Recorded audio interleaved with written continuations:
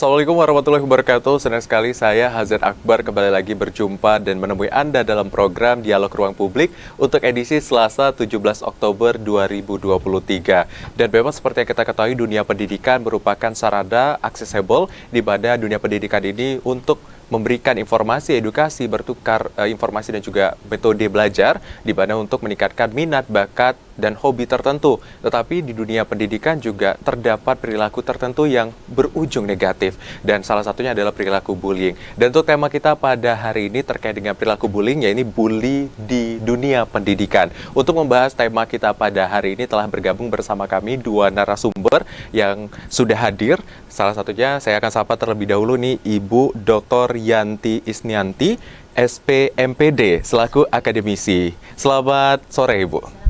Wah, luar biasa. Apa kabar Ibu? Alhamdulillah baik. Alhamdulillah baik. Dan nanti kita akan berbincang bersama terkait dengan topik kita ini ya Bu, karena topik ini cukup menarik bagaimana akhirnya bisa memberikan edukasi kepada penonton juga terkait bagaimana bully di dunia pendidikan dan cara mengatasinya. Dan berikut narasumber kita yang kedua ada Ibu Marlita Andika Rahman, MPsy psikolog, merupakan psikolog dengan peminatan pendidikan ya Bu ya. Benar? Iya, benar. Selamat sore Ibu. Selamat sore. Selamat sore, apa kabar Bu? Iya, baik, alhamdulillah. Baik. Dan saudara serta pemirsa, jika ingin bergabung bersama kami dan berbincang langsung dengan narasumber, bisa langsung di line interaktif kita di 0741 6385 atau di 0811 743 3133. Saya akan langsung ke Bu Yanti terlebih dahulu. Membahas tentang bully. Sebenarnya ada apa bully dan dunia pendidikan saat ini, Bu?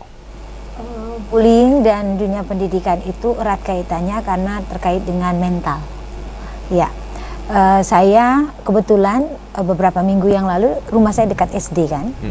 Jadi saya pagi-pagi sebelum ke kantor hari Senin itu guru memberikan ceramah. Salah satu poinnya adalah salah satu adik kelas, tidak tahu saya lupa grade berapa, itu dibully oleh kakak kelasnya dengan cara memasukkan minuman zat pewarna dan dipaksa. Seperti itu. Saya tidak tahu apakah dari kacamata psikologi apakah itu termasuk bullying. Nanti kita banyak belajar juga dari Bu Lita. Dan itu cukup membuat shock anak itu sendiri dan juga pelakunya. Jadi ini tidak hanya kepada anak, ternyata kepada pelakunya juga. Apalagi guru jelas-jelas memberikan sanksi ya Pak.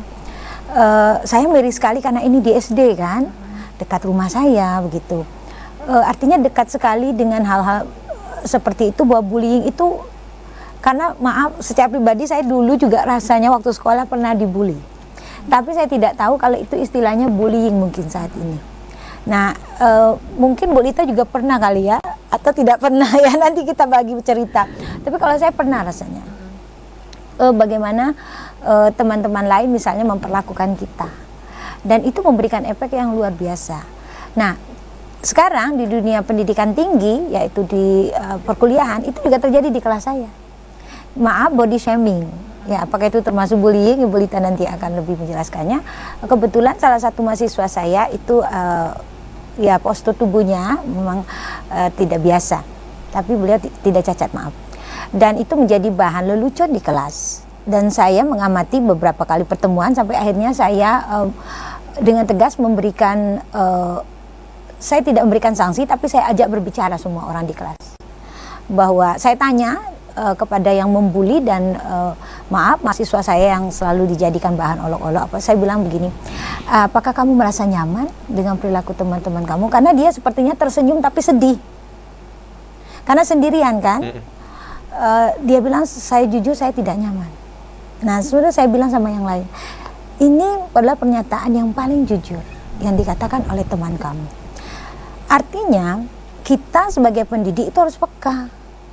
Jadi kita tidak hanya mengajar saja, tapi kita masuk dan melihat semua perilaku yang ada itu sebagai sebuah momen buat kita untuk, nah di sini tadi mendidik begitu. Jadi kita benar-benar memperhatikan perilaku.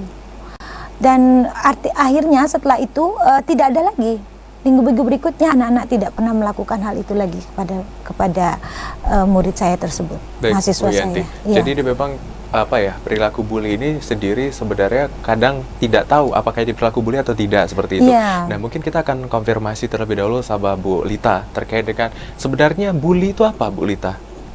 Oke, baik, terima kasih Ridho dan Bu Yanti.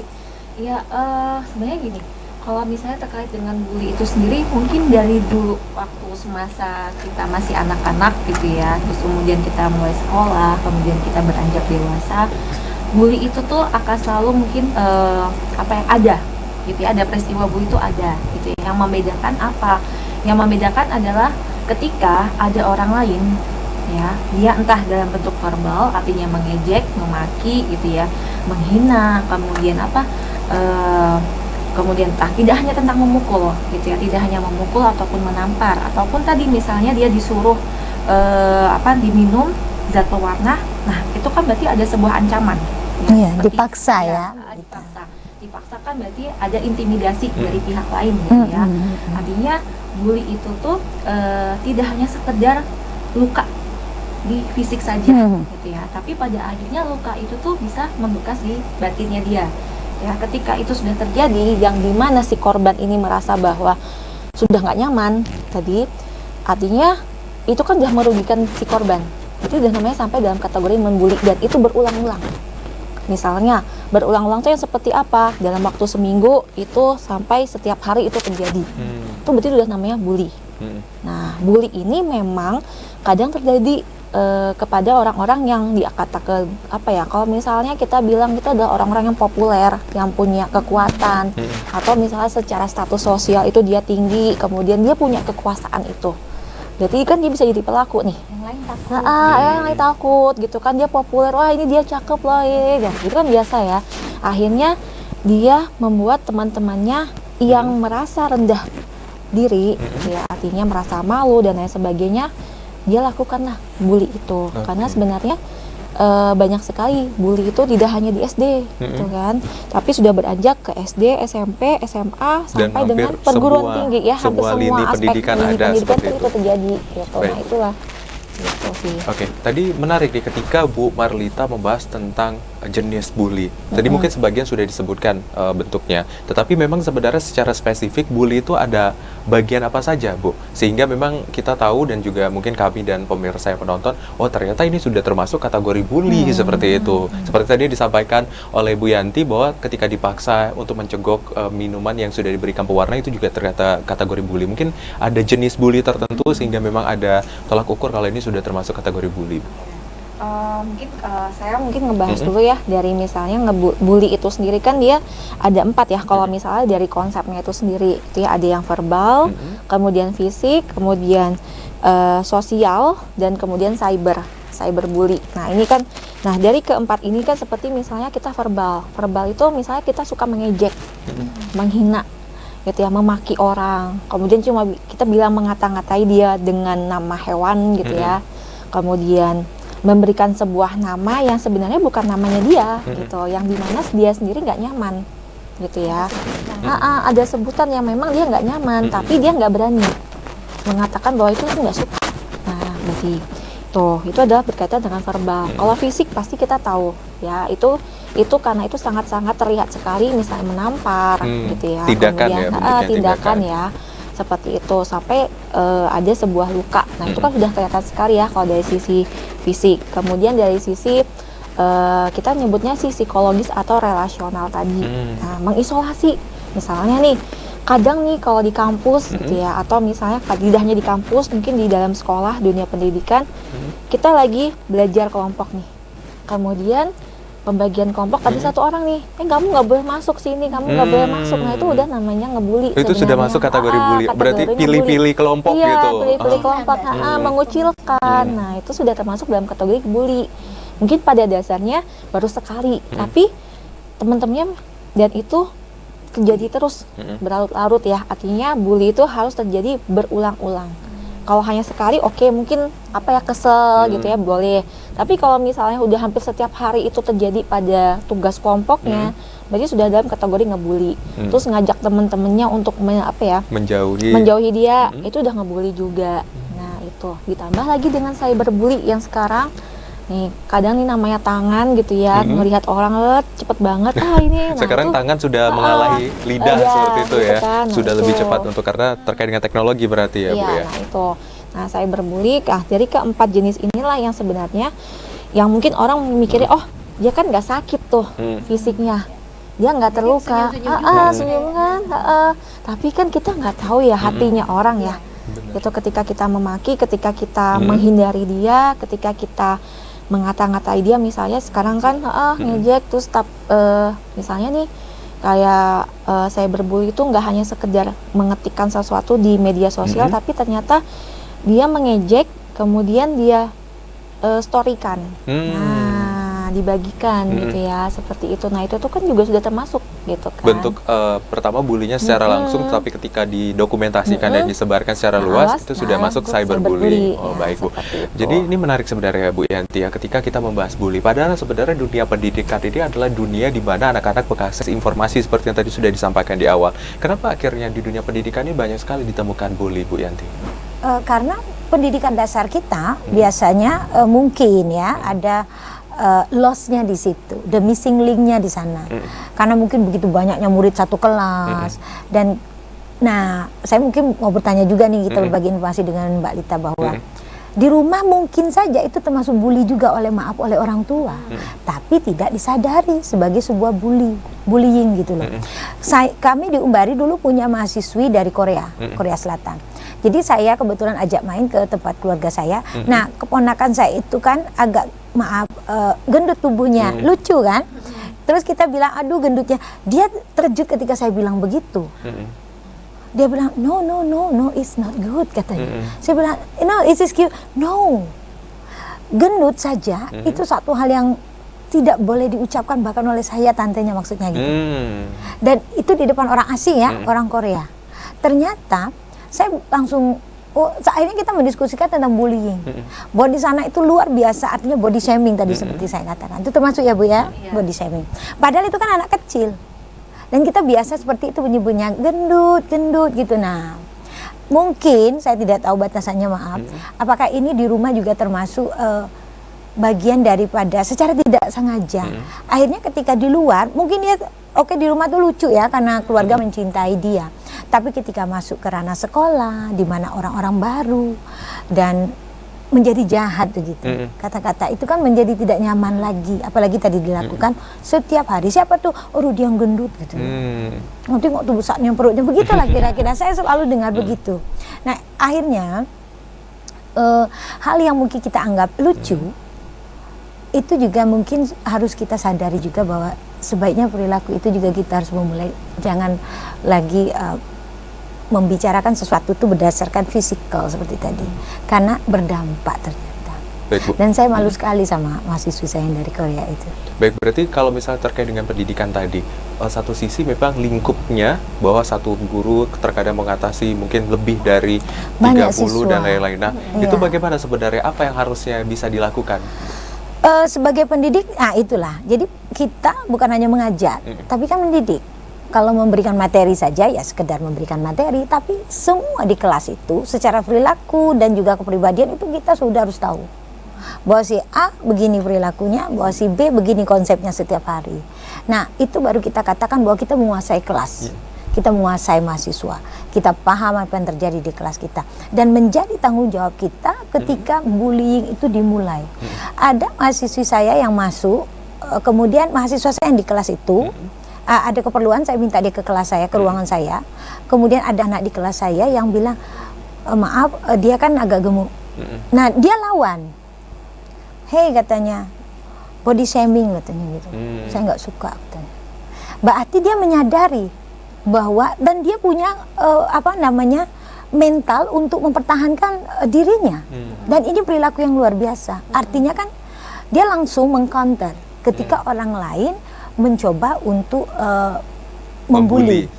Langsung dia bilang, nggak sopan katanya. Itu body shaming, tau nggak? Berarti ada istilahnya tindakan juga yang bisa dilakukan, baik itu dari sisi korban ataupun juga pelaku sebenarnya yang bisa sama-sama. Dan ini menarik nih pembahasannya, sudah mulai lebih mendalam ya pembahasan kita di sini pemirsa dan saudara. Tetapi kita akan jeda terlebih dahulu saja, dan kami akan kembali tetap di Dialog Ruang Publik.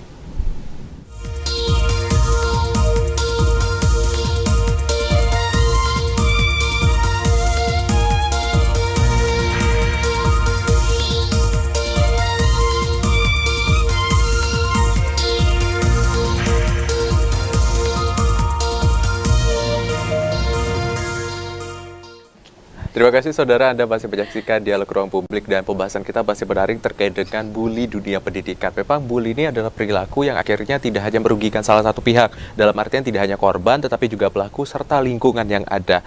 Nah, mungkin sebelum kita membahas tentang lebih lanjut tadi, menarik ketika Bu Yanti membahas ternyata lingkup ada budaya. Ketika tadi ada yang dari luar negeri datang ke Indonesia melihat hal yang biasa kita lakukan itu ternyata tidak baik dan termasuk kategori bully menurut ini. Tetapi kita pengen tahu dulu Bu, ini sebenarnya bully ini apa yang menjadi faktor dan lingkupnya sendiri. Tapi nanti kita akan ini dulu karena ada telepon sepertinya. Baik, dengan siapa di mana? Halo, selamat sore. Dari Yudi di Tanai. Halo Pak Yudi, selamat sore. Silakan Pak Yudi.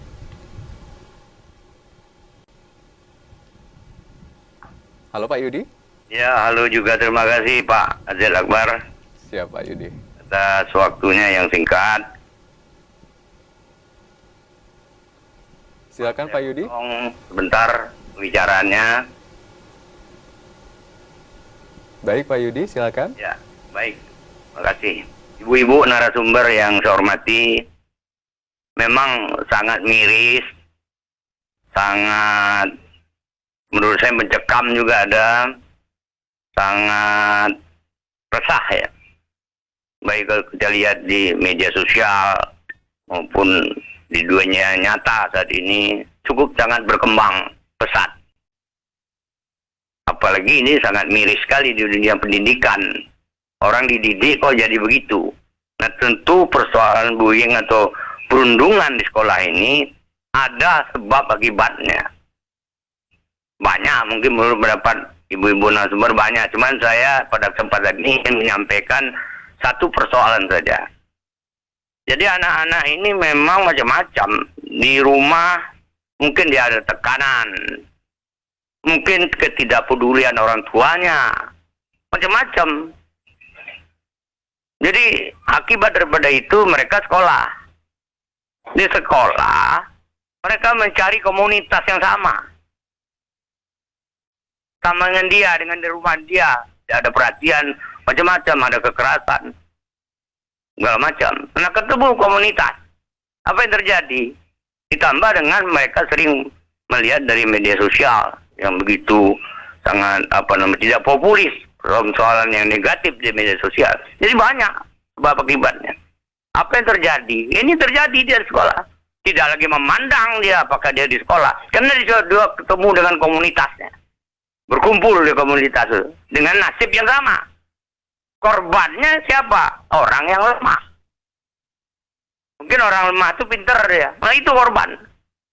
Nah jadi kata itu yang faktor penyebab. Sebenarnya banyak penyebabnya. Tapi yang urgen itu menurut saya. Nah sekarang pertanyaannya. Dalam kondisi saat ini apa sebenarnya solusinya? Yang tidak ada masalah. Itu satu persoalan yang harus kita jawab, harus kita selesaikan solusinya. Ya itu tadi, kalau di sekolah, guru BK atau guru bimbingan konseling itu diaktifkan. Jangan dia duduk-duduk manis gaji.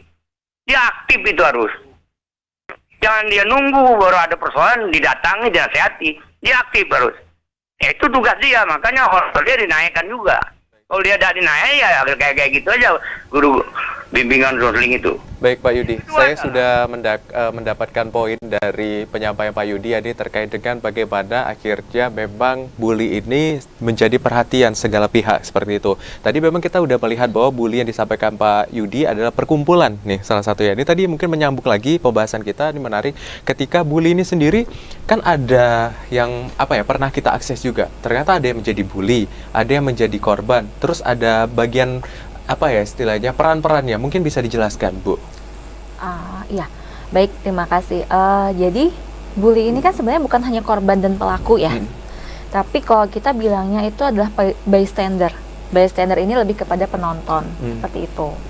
Nah, penonton ini ternyata punya peran-peran yang sangat penting dengan terjadinya bully itu sendiri, gitu ya. Artinya apa?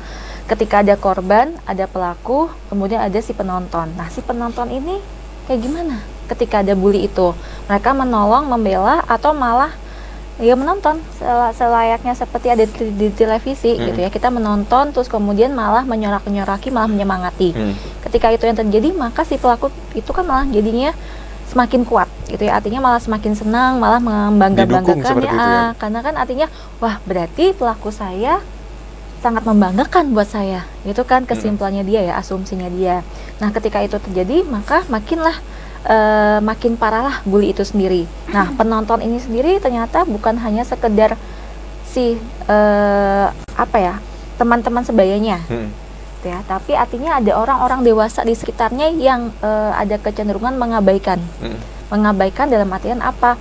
Mengabaikan bisa jadi karena mungkin entah dia siapa dan apa gitu ya, di latar belakangi apa gitu, ada ketakutan dan lain sebagainya. Nah, sebenarnya kan pada dasarnya kalau orang dewasa itu dia bisa memberikan punishment gitu ya, artinya memberikan sanksi teguran kepada si pelaku ini, tentu si pelaku akan takut gitu ya. Artinya tadi disampaikan oleh Bu Yanti, ketika ada si korban ini ngelawan, pelaku pun juga makin tidak akan berani gitu ya.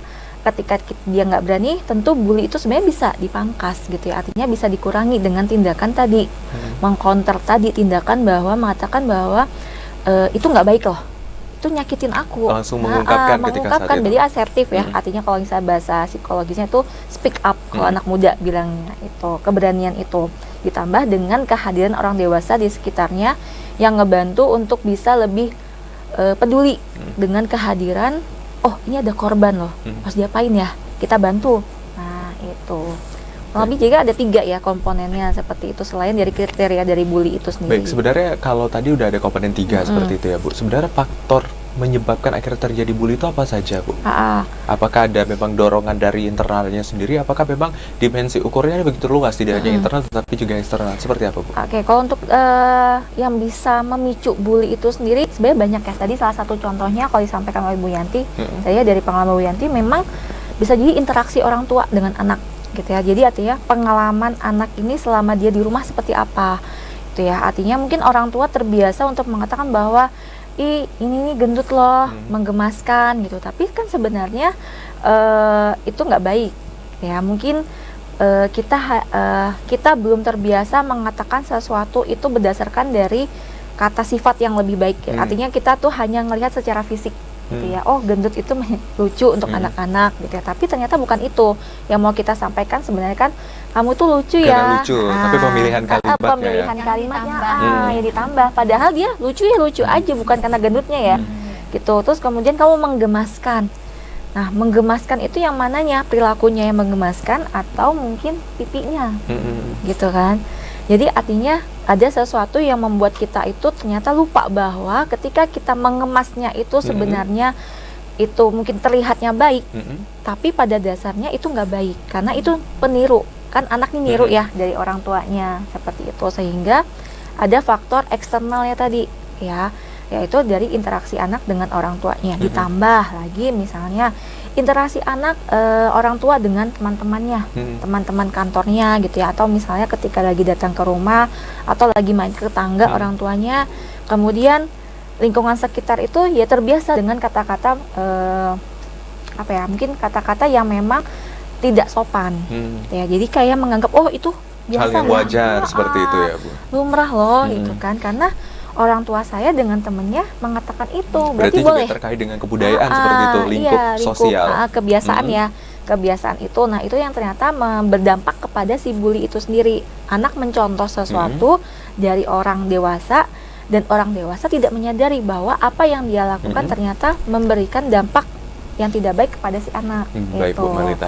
Jadi ini menarik sebenarnya Bu Yanti ya, ketika memang dimensi ukurannya begitu luas, tapi ketika kita tarik lagi ke ranah pendidikan seperti itu.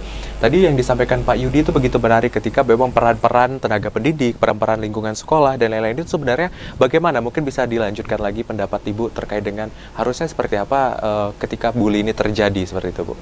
Nah, ketika PKKMB itu ya sebenarnya kita juga harus memasukkan unsur-unsur seperti itu. Jadi pengenalan kampus itu juga aspek psikologisnya itu kan kadang tidak tercakup kadang Bu ya, karena kita waktunya singkat mungkin. Nah mungkin ke depan itu harus artinya peran psikologis kalau di kampus punya BP itu memang harus dihadirkan. Bahwa saya tidak tahu apakah orang dewasa itu kalau diejek di kantor juga bullying namanya Bu, atau ada batas usia ya, saya tidak tahu juga. Apakah kan kadang sama-sama udah dewasa juga kadang kan saling membuli kan, tapi kita menganggapnya this is just only joke gitu loh, biasa aja. Tapi apakah itu juga bullying ya, batasan saya juga tidak tahu. Apakah untuk anak-anak yang masih sekolah saja atau kuliah, saya juga tidak paham. Tapi kita saja kadang saling membuli sebenarnya, kalau mau jujur ya, sering membuli juga sesama di kantor seperti itu. Nah mungkin ini yang tadi dikatakan bahwa kita lupa bahwa culture yang tadi sudah menjadi culture, bagian dari culture itu ternyata ketika itu diterapkan oleh anak yang tidak siap, tidak dewasa maksudnya, itu menjadi berdampak luar biasa. Jadi kalau dibilang kan sudah kuliah, udah gede, udah ngerti, tidak bisa. Tidak bisa seperti itu. Karena pada dasarnya anak-anak itu melakukan sesuatu karena itu tadi saya melihat banget bagaimana di kelas itu ketika salah satu mahasiswa saya dibully, yang lain itu support dengan ketawa kan. Dia sebenarnya senyum tapi itu tadi menyakitkan sekali. Nah jadi peran dunia pendidikan ini adalah bagaimana kita semua bersinergi lah. Jadi itu dimulai dari semua komponen yang ada di lingkungan sekolah, mulai dari satpam. Itu harus artinya semua yang ada di sekolah itu tahu bahwa bullying itu sudah luar biasa. Bahkan di negara maju sekelas Amerika saja itu bukan sedikit kasus bunuh diri yang terjadi. Padahal kalau dibilang tentu mereka mungkin beberapa hal mungkin lebih terbuka. Mereka kan lebih suka terbuka kalau berbicara. Lebih, ya, kita tidak terbiasa ya. Kita dengan guru itu harus dibujuk, mahasiswa juga begitu, harus dirayu dulu, diajak ke pendekatan baru dia bisa mau berbicara. Mengungkapkan seperti itu.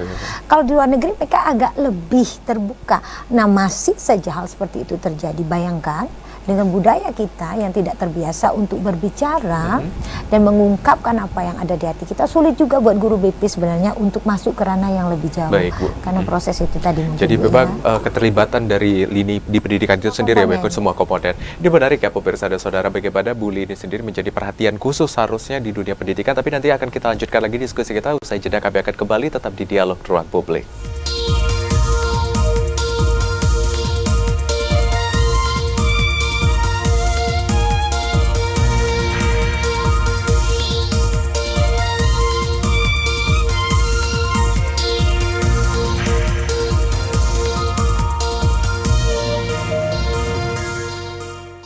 Baik, terima kasih saudara, Anda masih menyaksikan Dialog Ruang Publik dan kita masih membahas tentang bully di dunia pendidikan. Tadi memang sudah disampaikan bahwa ini menarik ketika Bu Yanti mengatakan apakah bully ini melihat usia seperti itu. Kenapa ketika dijadikan lingkupnya remaja ini menjadi problematika tertentu dan ketika dijadikan tolak ukurnya orang dewasa itu bisa menjadi sesuatu yang berbeda. Tapi sebelum itu kita akan tahan dulu ya Bu, sepertinya ada telepon. Boleh kita angkat terlebih dulu. Halo, selamat sore.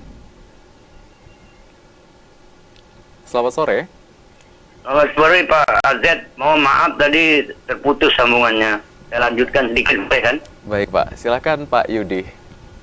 Ini tadi faktor pertama, itu tadi karena adanya persoalan dari rumah yang dibawa ke sekolah. Kemudian komunitasnya.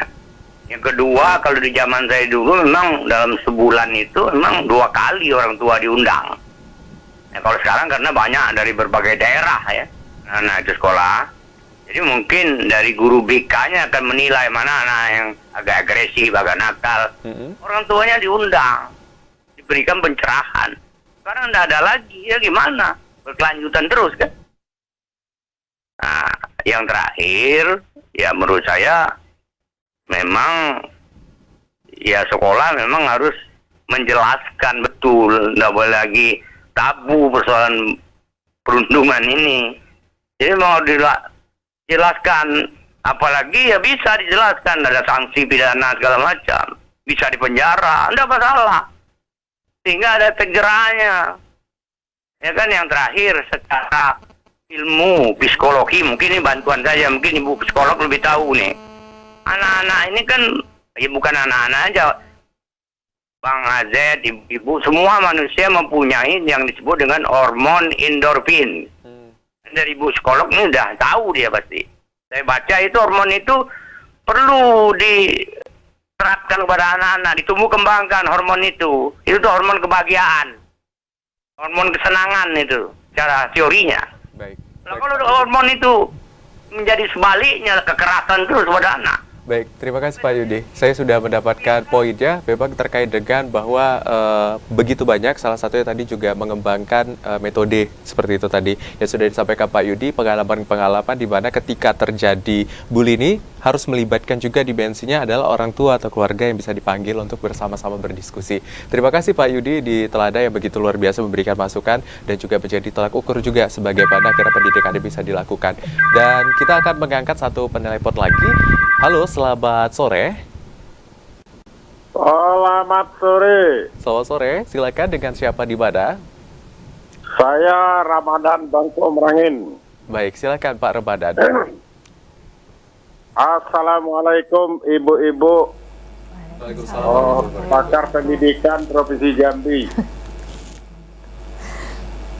Silakan Pak. Halo. Iya, halo Pak, saya berikan suara Bapak. Oke, terima kasih. Saya hampir 10 kali menelepon ke sini. Tadi diangkat, katanya ditunggu sebentar. Oh, baik. Saya protes juga pada di Jambi, Pak Yudi bisa 2 kali, saya 1 kali saja susah banget. Jadi ada ketidakadilan ini sudah menampilkan bullying terhadap saya. Saya merasa seperti itu. Baik, Pak Dan Ramadan bukan silakan. hanya kali ini, tapi sudah sering. Baik, Pak. Pertanyaan saya ibu-ibu berdua tokoh pendidikan masa depan Jambi kita ini tergantung dengan ibu-ibu. Pertanyaan penting saya itu satu, apakah pendidikan kita dari TK itu sudah ditanamkan pendidikan akhlak atau tidak? Kalaulah pendidikan kita ini tertanam akhlak dari TK, maka di tubuh anak itu ada akhlak karimah. Saya meyakini kalau akhlak ini dari STK, PAUD, TK, SD, SMP, SMA, pendidikan akhlak sesuai dengan sunatullah atau apa yang diberikan, dicontohkan oleh Nabi kita, bullying di negeri ini tidak akan ada.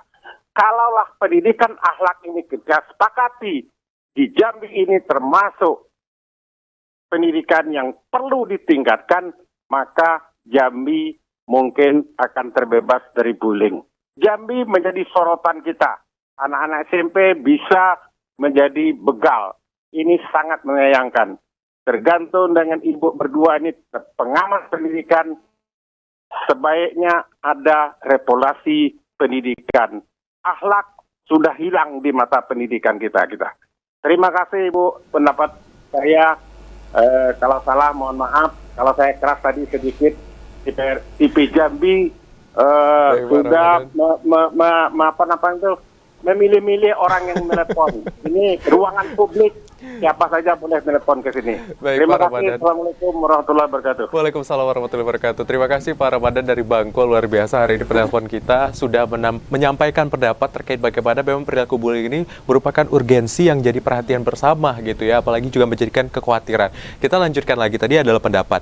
Lanjut lagi dengan yang menarik nih, ketika tadi Pak Yudi sudah menyampaikan juga, kemudian Pak Ramadan juga sudah menyampaikan, Bu Lita, terkait bahwa ini dimensinya anak-anak dan lain-lain. Sebenarnya bully ini bisa terjadi sama siapa aja. Tadi kalau dari Bu Yanti, apakah ini juga sudah termasuk bully ketika orang dewasa saling memberikan suatu labeling satu sama lain, itu seperti apa, Bu? Oke, gini ya, kita harus membedakan antara orang dewasa, kan kalau dalam konsep psikologi gitu ya, itu kita ngebaginya ada anak, remaja, dan dewasa gitu ya. Kalau dalam kategorinya anak, tentu anak itu dia sedang bertumbuh gitu ya, bertumbuh menjadi orang yang lebih tangguh dan lebih baik. Kemudian ditambah dengan remaja. Remaja ini tentu dia akan melewati masa-masa yang dimana tantangannya tersendiri. Artinya kalau kita nyebutnya ada badai topan gitu ya, ada sebuah kondisi yang memang nggak menyenangkan buat si anak ini, karena si remaja ini, karena dia proses dimana aku bukan anak-anak lagi, tapi sama orang tua dan orang sekitarnya dianggap sebagai anak-anak. Padahal dia nganggap saya bukan anak-anak loh, saya tuh remaja. Gitu. kemudian ditambah lagi dengan dewasa. Nah, dewasa itu berarti artinya orang-orang yang sudah secara berpikirnya matang gitu ketika menghadapi sebuah konflik berkaitan dengan bully itu sendiri. Nah, kenapa kalau misalnya ditanyakan adalah berarti bully itu bisa di mana saja? Iya, bisa di mana saja dan kepada siapa saja. Tidak mengenal faktor usia. Yang membedakan apa? Yang membedakan adalah lebih kepada bagaimana si korban itu menanggapinya. Ya, kalau dewasa dia tentu sudahlah teman saya ini bercanda, udahlah gitu kan, it's okay gitu kan. Terus dan dia kadang juga bisa kan, artinya bisa mengcounter itu, aku nggak suka loh cara kamu ngomong. Lebih gitu. bisa Lebih bisa bicara itu. ya, lebih bisa berekspresi gitu ya. Artinya ketika dia nggak suka ya dia, oke, aku nggak akan kawan sama kamu gitu. Bisa memilih gitu ya. Tapi kalau remaja dan anak-anak, karena mereka masih proses menjadi orang dewasa pada akhirnya, tentunya mereka masih dipenuhi dengan ini sebenarnya mana yang harus saya lakukan. Dia ketakutan dia adalah apa? Saya ketakut nggak punya teman. Gitu. Kalau remaja kan tipikalnya seperti itu ya. Dia ingin diakui oleh teman-temannya bahwa tuh saya ada. Gitu. Apalagi ditambah dengan mungkin kondisi orang tuanya yang nggak memperhatikan dia dengan baik, akhirnya dia mencari di luar. Ada ruang. Jadi keinginan untuk bisa diperhatikan oleh lingkungan di luar dari lingkungan keluarga seperti itu. Karena dia punya kebutuhan itu, artinya sebenarnya untuk bisa remaja itu kan kita harus tahu ya kebutuhannya dia apa. Ketika dia mau diakui, didapatkan nggak sama di keluarga itu. Kalau dia nggak dapat, berarti dia akan lari, sehingga membuat dia aku dibully, aku dikatakan gendut, mungkin dia nggak berani, takut hilang temennya, apalagi tambah anak-anak. Nah, tambah ini ya, lebih sulit untuk meregulasi. Kalau dari Bu Yanti sendiri, tadi menarik ketika Pak Ramadan sendiri menyatakan kalau misal sistem pendidikan ini harusnya lebih perhatian seperti itu untuk terkait dengan bully ini. Sebenarnya sejauh apa harusnya sistem pendidikan ini diperhatikan untuk menanggulangi bully ini sendiri, Bu? Kalau sistem pendidikan di Indonesia saya kira sudah cukup baik lah ya. Tapi peran individual sekarang. Artinya setiap guru, pendidik, dosen, dan yang terlibat dalam dunia pendidikan itu memiliki tanggung jawab. Bahwa kita sama-sama menyadari bahwa ini tidak bisa lagi dihandle oleh salah satu pihak saja. Bahwa kita sama-sama harus membangun kesadaran diri. Kenapa? Karena Ibu Lita sendiri punya kelas, saya punya kelas. Mungkin beberapa kelas yang beliau ajar. Nah, kita sudah harus menumbuhkan rasa tanggung jawab. Saya tidak hanya memberikan materi, tapi saya juga harus masuk ke dalam kehidupan anak-anak di sana. Sehingga ketika terjadi misalnya sexual abuse kadang terjadi juga ya Bu ya. Misalnya bullying atau perundungan tadi seperti Pak Yudi, kita sudah tahu harus ngapain di kelas. Kenapa? Karena kesadaran kita sebagai pendidik itu sudah tidak bisa lagi sekedar untuk memberikan materi saja atau knowledge yang sifatnya material, mata pelajaran, tapi ranah yang lebih jauh lagi yang kita rangkul dari anak-anak. Tadi yang dari Pak, tadi siapa yang terakhir? Pak Ramadan, Bu. Ya, beliau mengatakan apakah perlu sistem bukan pendidikan agama gitu ya. Ini tentu erat kaitannya dengan di rumah. Karena pendidikan terdekat dan yang paling memberikan pengaruh adalah rumah. Bukan berarti sekolah tidak memberikan pengaruh. Misal, kalau kita memasukkan anak kita ke sekolah Islam, anak diajarkan sholat dan mengaji. Ketika pulang orang tuanya tidak sholat dan tidak mengaji. Tapi kita bilang anak saya itu bisa ngaji dan sholat. Tapi kita tidak melakukan itu di rumah. Anda bisa membayangkan bagaimana perasaan anak itu. Ketika dia melihat, tadi di sekolah disuruh sholat, dia tahu benar bahwa orang tuanya tidak pernah sholat dan tidak tahu mengaji. Nah, tentu ini menjadi sesuatu yang kontradiktif ya, bahwa di sekolah, that's right. Nah, artinya kalau memang kita minta sekolah untuk kita masukkan anak-anak ke sekolah agama karena kita berharap bahwa menjadi lebih baik, seharusnya sebelum itu dilakukan kita dulu yang memberikan contoh pertama dan juga sekolah pertama buat anak-anak kita. Nah, itu banyak sekali terjadi begitu. Bahkan ada yang bilang saya itu sebenarnya nggak bisa ngaji, tapi makanya saya masukin anak saya di sana. Nah, nanti kalau anaknya bertanya, kan harus berdiskusi kalau ada PR tentang bagaimana begitu. Jadi kitanya dulu yang harus bisa ngaji. Atau tidak apa-apa belajar bersama anak malah lebih menyenangkan. Tidak ada yang salah dengan itu. Jadi apa ya, kita harus lebih banyak legowo sekarang kayaknya.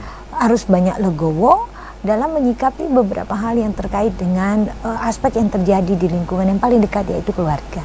Saya kira itu. Baik Bu, jadi memang ada aspek terkait dengan pendidikan pertama adalah lingkup keluarga seperti itu Bu ya. Ini saya mau tanya terakhir untuk Bu Marlita, bagaimana akhirnya bully ini sendiri bisa diintervensi, baik dari pelakunya bisa menurun dan juga dari korbannya bisa sama-sama istilahnya traumatis dan lain-lain bisa dihilangkan, itu seperti apa Bu? Ya, berarti tadi ada statement yang disampaikan oleh Bu Yanti, artinya dan ditambah saya dengan baca banyak beberapa artikel penelitian gitu ya, ternyata ketika kita mau mengurangi sebuah bully itu, baik itu pelaku ataupun korban, kita sebagai orang ini adalah, jadi ada yang namanya mungkin kurikulum ya, kurikulum di bidang pendidikan gitu ya, baik itu sekolah entah dalam level pendidikan apapun ya, kemudian kebijakan pemerintah berarti ya, artinya tidak hanya di sekolah, jadi tidak hanya di regional sekolahnya saja ataupun di rumah, sekolah, kemudian pemangku kebijakan ya, kemudian di dalam kurikulum itu semuanya harus sama-sama bekerja sama. Seperti itu. Sehingga akhirnya apa? Ketika itu bisa sama-sama berinteraksi gitu ya, berkontribusi satu sama lain, pada akhirnya si bully ini pun juga akan bisa berkurang. Baik. Gitu.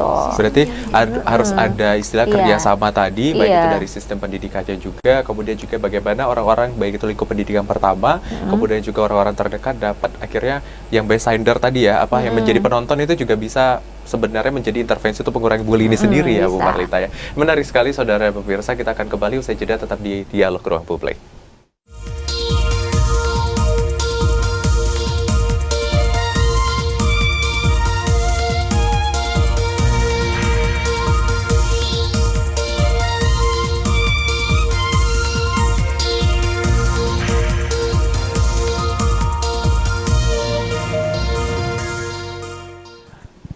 Terima kasih saudara, Anda masih menyaksikan Dialog Ruang Publik, dan tidak terasa sekarang kita sudah masuk ke segmen terakhir. Memang ketika kita membahas tentang bully ini dimensi, tolak ukur, dan juga pembahasannya begitu luas. Tetapi mungkin tadi yang sudah disampaikan menjadi sedikit pengakses informasi untuk penonton dan juga kita semua agar lebih aware atau peduli terkait dengan perilaku dan tindak bully yang dapat merugikan siapa saja. Kita akan mendengarkan closing statement atau penyampaian terakhir dari narasumber kita yang singkat saja Ibu dan Bu Yanti dan juga Bu Lita. Boleh dari Bu Lita, apa yang disampaikan? Baik, terima kasih. Kalau dari saya closing statementnya mungkin lebih ini ya, mulailah melakukan sebuah kebiasaan baik itu dari hal-hal yang sederhana, mulailah dari keluarga, baik dari orang tua, ibu, anak, dan juga ayah, seperti itu. Baik, jadi lebih ke lingkungan keluarga seperti itu, peran dan fungsinya. Baik, keteladanan luar biasa. Terima kasih Bu Lita. Boleh Bu Yanti, apa yang disampaikan kepada penonton dan pemirsa? Kalau saya, jika Anda menjadi korban bullying, misalnya anak-anak sering mengadu atau tiba-tiba anak